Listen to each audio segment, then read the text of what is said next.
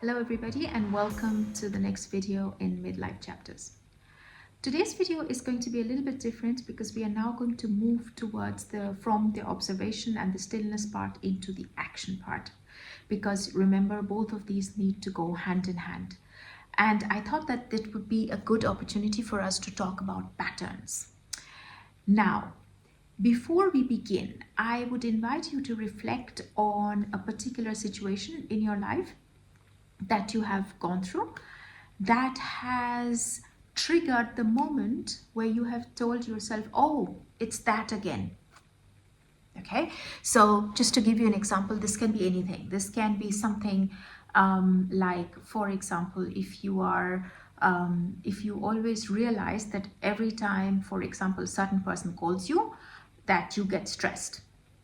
Okay, so this is a recognition of a certain pattern that's repeating itself in your life. Another example that could be something very big. It could be that you are constantly in a similar kind of relationship pattern, but maybe with different people. Okay, so the way you relate to or you bring yourself forward to a relationship can be going through a certain predictable way of behavior. Now, that is what I mean by pattern. So take a moment and think of something in your life where you know, oh, it's that again. This is repeating itself. Okay. Midlife is a great point to do this. And why? Because we have already lived through a lot of life. We have already had a lot of experiences. And now we can put this in perspective, right? So with all the experiences that have happened, we are now becoming to this discerning point in our time where we can say, oh, that I've gone through this before. This has happened before. And now what we do is that we try to change this pattern. And this is, I know, easier said than done. It's not going to happen overnight, but let's put the foundation stones for this. And this is based on a work by Tony Robbins, who I totally admire. And he talks a lot about patterns, specifically in the stock market, because his point, and I think that he has a point there, and it is true, is that history keeps repeating itself. In the bigger sense, in our global sense, everything that is happening in the economy is a repetition of something that has happened before. How do we stay on top of the game? Is by knowing what history has done. And that is how rich people get richer. That is how abundance is created. That is how billions are generated, right? If you recognize the patterns and you know what's going to happen. And let's take that principle and apply it to our private lives as well. And this is where it gets really interesting. So, if you have had a moment to recognize a certain kind of a behavior or a certain experience that you think is repeating itself, recognition, step number one, right? This is something that we have talked about a lot. Recognition, acknowledgement. Okay, this is what is happening. So that is step number one, that, okay, I recognize that this is a pattern, because this is asking me to react, or I am responding in a way that I already have done before. Okay, so this is great, recognition of the pattern, that this has happened before. I have gone through this before, maybe not in exactly the same thing, because that rarely happens. It's going to be something that you will know you have gone through before, because it's going to come up in a form where you go, wait a moment, this sounds familiar, right? So the recognition part is extremely important. It is all that we're doing here is that we are trying to shift from an automatic behavior to a conscious participation in our lives. All right, that's where we are headed. So you recognize. The second thing that's going to happen automatically once you recognize is that you can project. Of course, you know how it's going to turn out because it has happened before. This second step requires you to really, really put aside all the BS that you have been telling yourself or others, and just be truly honest with yourself and to say, hey, wait a moment, I know how this is going to end up. Okay, not to say that that you cannot be a conscious creator of this, but we're going to come to that. But the recognition that if I follow this pattern, if I follow this path, because I have done this before, I know how my reaction is going to be, how I know how I'm going to respond, and I know how this is going to end up, because this has happened before. So think of the following scenario. Let's take the first example that we took. Somebody, every time you talk to somebody on the phone, you have a similar reaction. So now what has happened in your body? You have trained your body to actually predict this, in the sense that when the phone rings and you know it's that person, your body is already going to give you the signal that, oh my God, I don't want to do this. You're going to feel this yucky kind of a feeling. You will not want to talk, but maybe you have to because it's a duty. Da, da, da, da, da. We have this whole storyline going, right?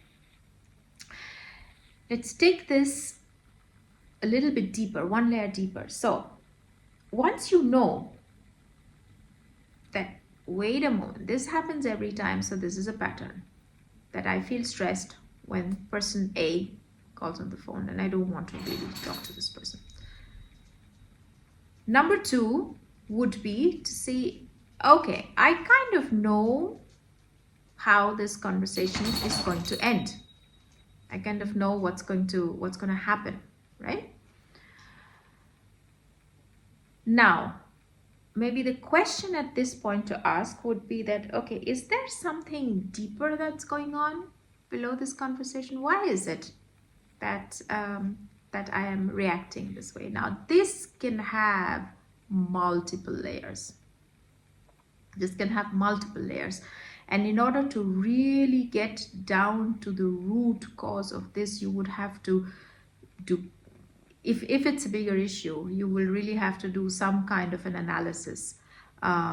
Whether you work with a professional a psychologist, a professional therapist, or a coach, this is something that needs to go down a couple of layers and cannot happen in one go, right? But let us put it at the surface level for the purpose of this video and say that, okay, you recognize, you know how you're going to react, and you know that you're reacting this way because of a certain experience that you have had with this person, which triggered something in you, right?